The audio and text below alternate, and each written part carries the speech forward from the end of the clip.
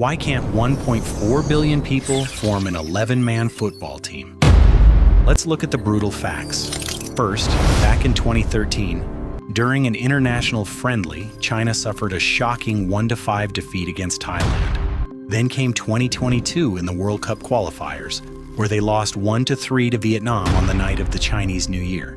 And just recently, in the 2024 World Cup qualifiers, they were completely wiped out by Japan with a staggering 0-7 scoreline. But the absolute rock bottom remains 2012, when host nation Brazil demolished them 0-8 in an international A-level match. So, where lies the core issue? The most common fallacy is confusing total population with the actual athletic selection pool.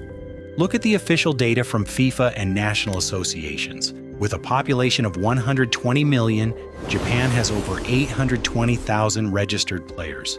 France, at 68 million people, boasts a massive 2.2 million registered players. Even tiny Croatia, with just 3.85 million people, has more than 145,000 players, while Iceland, with only 390,000 residents, maintains roughly 32,000.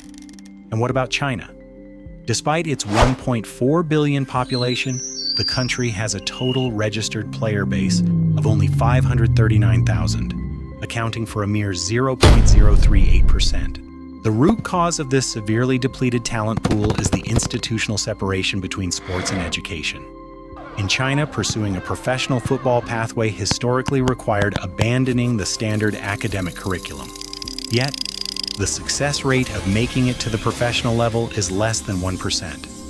Faced with such an asymmetrical risk, most middle-class families force their children to quit football at age 12, the critical transition to middle school, and return to their desks to prepare for the National College Entrance Examination. While the erosion of grassroots football is a chronic condition, institutional corruption and short-termism at the top have dealt the fatal blows. China's football governance and operations have long been mired in non-market-driven practices and a lack of transparency. Recent anti-corruption judicial campaigns led by Chinese authorities have revealed staggering figures.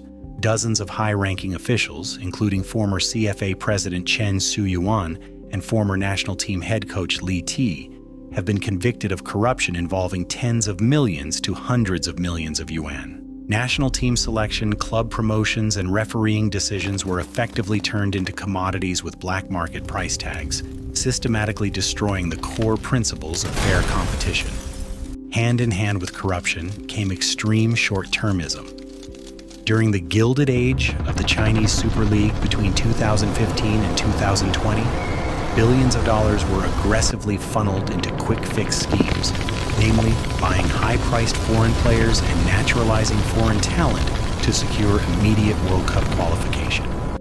This short-sighted strategy severely starved the long-term youth academies of vital funding and infrastructure. When the financial bubble burst, it left behind nothing but an empty shell. Ultimately, China's football crisis is not a failure of athletic talent. It is a textbook case of institutional misalignment, lack of regulatory oversight, absence of long-term vision, and the systemic starvation of grassroots foundations.